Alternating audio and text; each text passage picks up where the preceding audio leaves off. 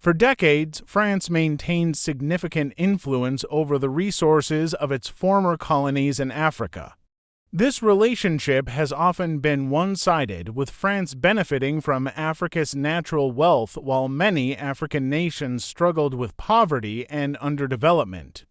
But in recent years, a shift is taking place. African nations are starting to reclaim control over their own resources.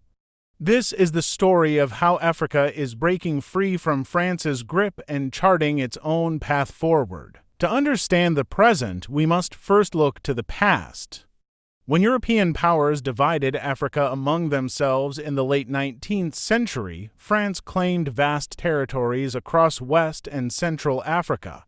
These colonies were seen not as nations but as resources to be exploited. Minerals, oil, timber, and other valuable assets were extracted and sent to France, often with little benefit to the local population. Colonial rule in Africa was built on the extraction of resources.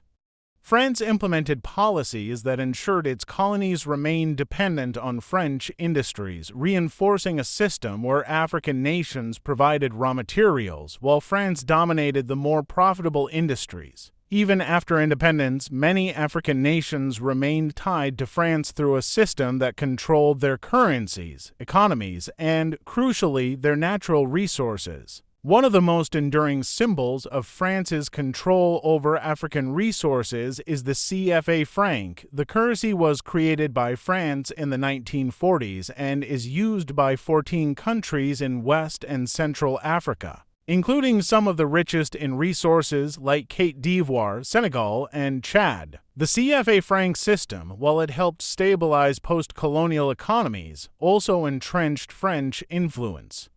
African countries using the CFA have to deposit a significant portion of their foreign exchange reserves in the French treasury.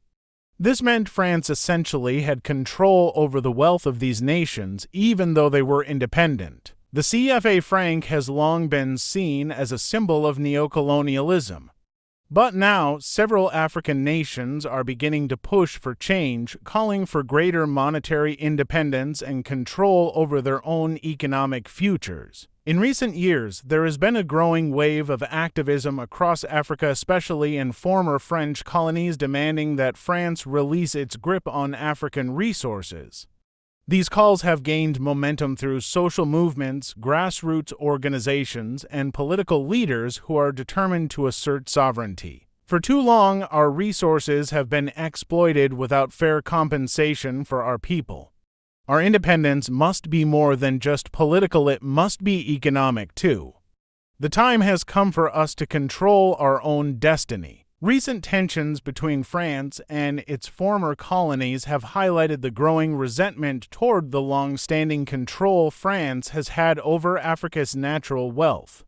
Political leaders such as those in Burkina Faso, Mali, and Guinea have led the charge, seeking to expel French influence from military, economic, and resource-based sectors. One of the most striking examples of African countries breaking away from French control can be seen in Mali and Burkina Faso. Both nations have faced significant instability and security challenges, and in response, many citizens have turned against France, accusing it of using its military presence as a means to maintain economic dominance over their resources. Both Mali and Burkina Faso have taken steps to reduce their dependency on French military aid and are increasingly looking to other countries for alliances.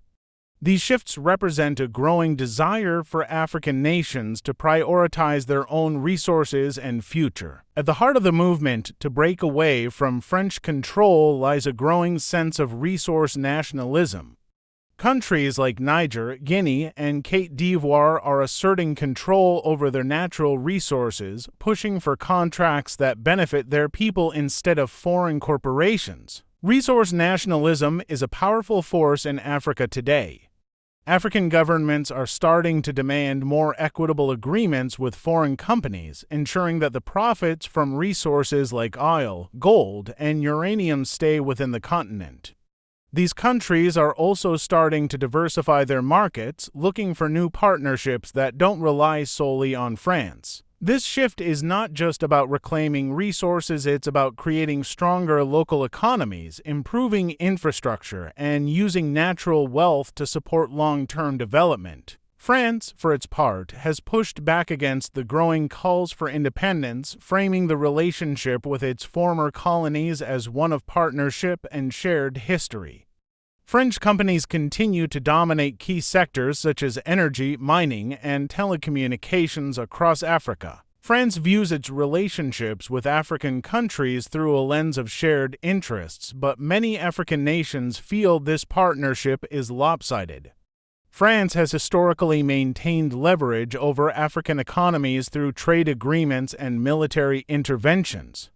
The loss of this influence would significantly impact French interests in the region. Yet, as more African nations break free, France's ability to control the continent's resources through direct and indirect means is increasingly being challenged.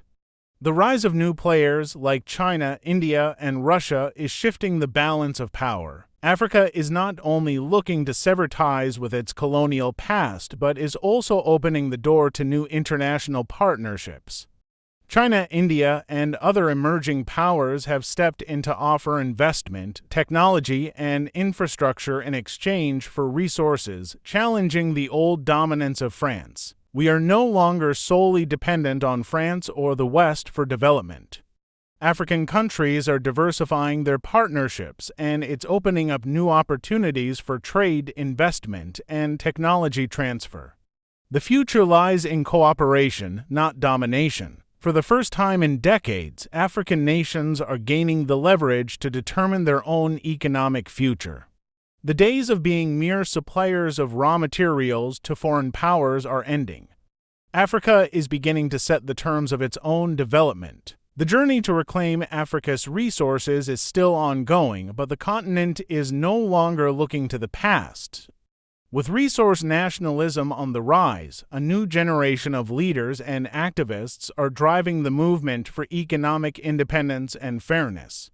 The future of Africa lies not in the hands of former colonial powers, but in the hands of its own people. As Africa breaks free from the chains of history, it stands at the precipice of a new era, one defined by resource control, economic sovereignty, and a future that's fully in its hands.